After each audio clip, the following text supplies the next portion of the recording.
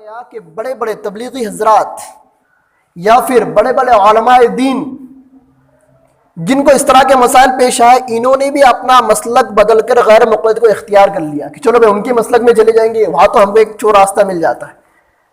دوستو شریعت چور راستے کو مانتی ہے؟ بالکل نہیں مانتی۔ اور دوستو ایک مجلس کی 3 طلاق اللہ کے نبی کے زمانے سے لے کے آج تک 3 ہی ہوتی ہے، گرچہ وہ حرام کیوں نہ ہو۔ حرام ہے، ایک مجلس میں 3 طلاق دینا حرام ہے، پر وہ لاگو ہو جاتی ہے، وہ لاگو ہو جاتی ہے۔ میں آپ کو امام اعظم ابو حنیفہ کی ذہانت کا ایک چھوٹا واقعہ بتاتا ہوں، آپ کو سمجھ میں آ جائے گا کہ ہر زمانے کے اندر 3 طلاق کو 3 ہی سمجھا جاتا تھا، چاہے اس زمانے کا عالم ہو، فقیہ ہو، محدث ہو، یا اس زمانے کا چور ہو، اچکا ہو، گویا ہو، یا سبزی فروش ہو، یا اس زمانے کا لوہار ہو، نجار ہو، کوئی بھی ہو۔ ہر آدمی ہر زمانے میں یہی سمجھتا تھا کہ بھئی 3 طلاقیں 3 ہی ہوتی، ایک نہیں ہوتی۔ امام اعظم ابو حنیفہ رحمۃ اللہ علیہ کے زمانے کے اندر ایک صاحب کے گھر میں چوری ہو گئی۔ کیا ہو گئی؟ چوری ہو گئی۔ اب وہ جب چور چوری کر کے جب نکل رہے تھے تو مالک مکان کی آنکھ کھل گئی۔ مالک مکان کی جیسے آنکھ کھلی تو مالک مکان نے چوروں کو پہچان لیا۔ چور کچھ دوسرے محلے کے نہیں بلکہ اس کے محلے کے تھے، اس کے گھر کے سامنے ہی رہتے تھے۔ اب ان چوروں نے پلان بنایا کہ بھئی مالک مکان نے ہم کو دیکھ لیا، اب یہ کل حنفی عدالت میں، امام اعظم ابو حنیفہ کی عدالت میں ہمارا نام لے لیں گا تو ہمارے تو ہاتھ کٹنا ہی کٹنا ہے۔ کیا کیا جائے؟ ایک چور نے کہا کہ اس کو قتل کر ڈالو، یہ جب مر جائیں گا تو ہمارا نام نہیں بتائیں گا۔ دوسرے نے کہا بھئی مارنا ٹھیک نہیں، کوئی اور تجویز سوچو۔ ایک تیسرا چور تھا، اس چور کو ایک تجویز سوچی، اس نے بولا ایک کام کرتے اس کو مارتے نہیں ہے، اس کو دھمکا کر اس کو قسم کھلاتے ہیں کہ اگر تو نے کل امام اعظم ابو حنیفہ کی عدالت کے اندر ہمارا نام بتایا تو تیری بیوی کو 3 طلاق، کھا قسم، کھا قسم۔ اس کو مار جوڑے قسم کھانے لگا۔ اب بیچارہ مالک مکان کیا کرتا، اکیلا آدمی تھا اور 4-5 چور تھے، تو مار کے ڈر سے اس نے بول دیا بھائی ہاں ٹھیک ہے، اگر میں تمہارا نام کبھی کل بتایا امام اعظم ابو حنیفہ کی عدالت کے اندر تو میں میری بیوی کو 3 طلاق۔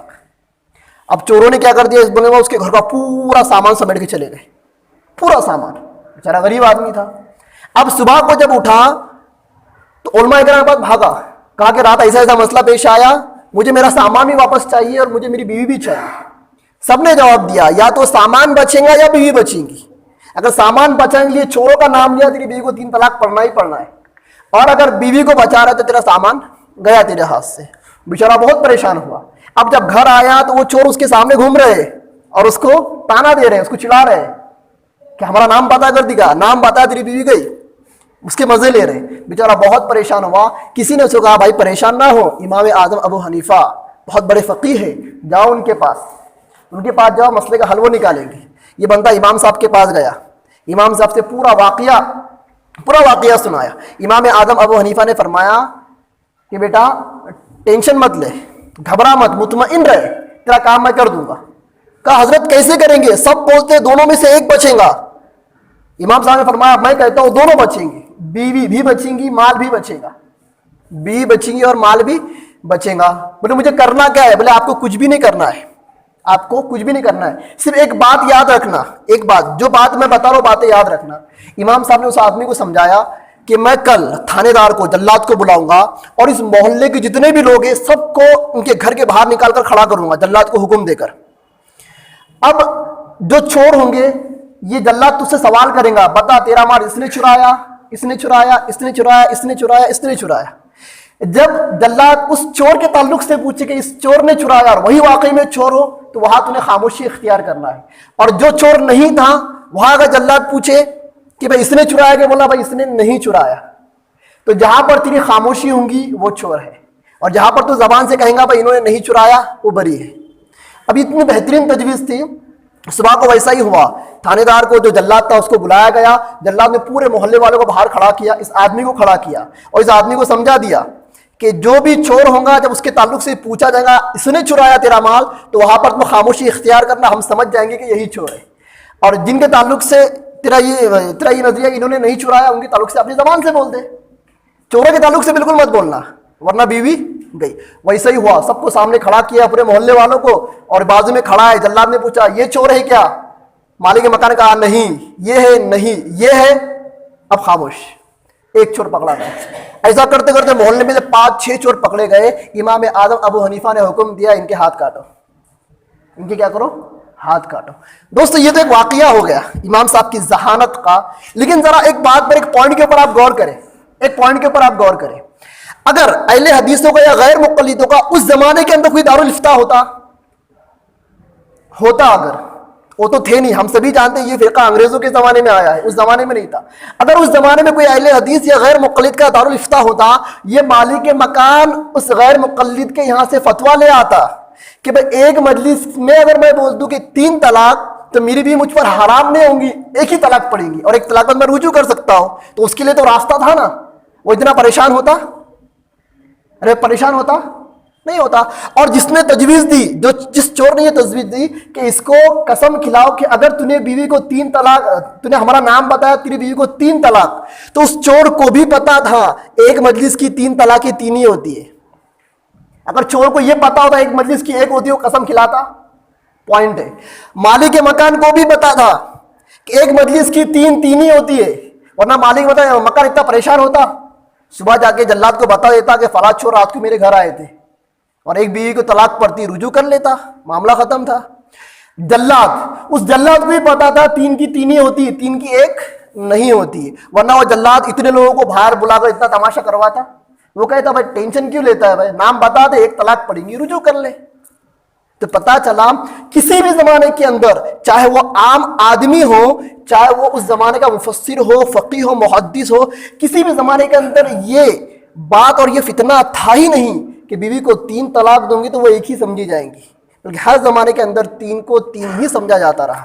تو دوستو یہ کچھ عقلی دلائل میں نے دیا، ہمارے پاس احادیث ہے، قرآن کی آیتیں، جس سے صاف ظاہر ہوتا ہے اللہ کے نبی کے زمانے میں، صحابہ کے زمانے میں کچھ ایسے واقعات ہوئے، صحابہ اکرام کے فتاویٰ، اللہ کے نبی کے فتاویٰ موجود ہے کہ 3 طلاقیں 3 ہی ہوتی ہے، 3 طلاقیں 1 نہیں ہوتی۔ اگر 3 طلاق کو 1 مانیں گے، یہ سب سے بڑی گمراہی اور جہالت ہے، سب سے بڑی کیا ہے؟ گمراہی اور جہالت ہے۔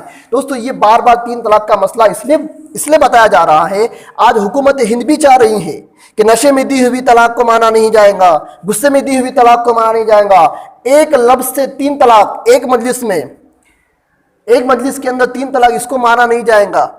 آج حکومت ہند بھی کیا کر رہی ہے؟ ہمارے قرآن کا قانون بدلنے کے در پہ ہے، اور یہ کچھ نام نہاد فرقے ہیں، یہ نام نہاد فرقے ہیں، یہ فرقے بھی حکومت ہند کا پورا ساتھ دے رہے۔ اگر یہ فرقے ان حکومت ہند کا اگر ساتھ نہیں دیتے تو حکومت ہند کی اتنی جرأت نہیں ہوتی کہ وہ مسلمانوں کے قانون کے خلاف آواز اٹھاتے، لیکن کچھ ہمارے لوگوں کو ہی وہ پیش کر رہے کہ دیکھو یہ تمہارے اسکالر ہے، یہ اہل حدیث اسکالر ہے، یہ غیر مقلد اسکالر ہے، یہ شیعہ اسکالر ہے۔ شیعہ بھی تو مسلمان ہی ہے حکومت ہند کے اندر، قادیانی کو بھی مسلمان ہی لکھا جاتا ہے، شیعہ کو بھی مسلمان لکھا جاتا ہے، سنی کو بھی مسلمان لیا جاتا ہے، ان کا ریلیجن سیم ہے، لیکن ہمارے جو بنیادی عقائد کے اندر جو فرق ہے، اس سے یہ اہل سنت والجماعت سے خارج ہے۔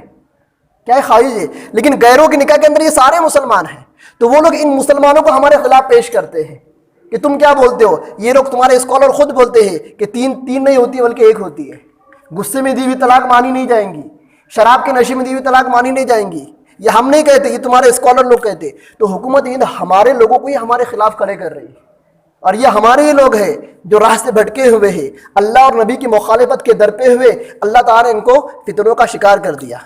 تو دوستو دین کے مسائل کو اپنے معتبر علماء کی ماتحتی میں سمجھنا ہے، اور میں بار بار کہتا ہوں، چاہے اپنا مرد ہو، چاہے اپنی گرد اپنا مطلب ہو یا نہ ہو، اپنے مسلک سے خروج اختیار کرنا ناجائز اور حرام ہے۔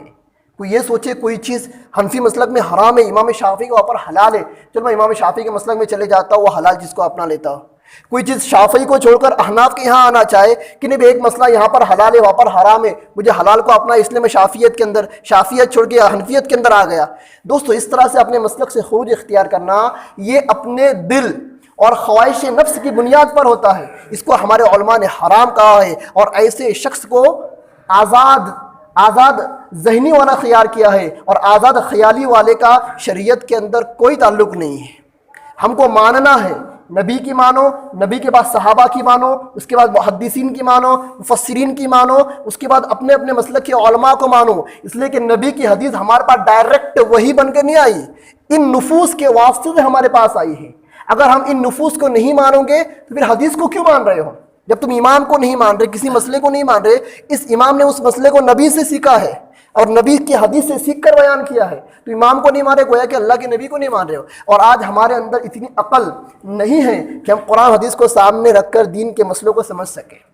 اس لیے دوستو آج بہت ہی زیادہ شدت کے ساتھ کہا جاتا ہے کہ اپنے مسلک پر کٹر بن کر عمل کرو، اور اپنے مسلک سے خروج اختیار کرنا کسی بھی حالت کے اندر جائز نہیں ہے، چاہے وہ طلاق کا مسئلہ ہو، چاہے وہ نکاح کا مسئلہ ہو، چاہے وہ کوئی اور مسئلہ ہو.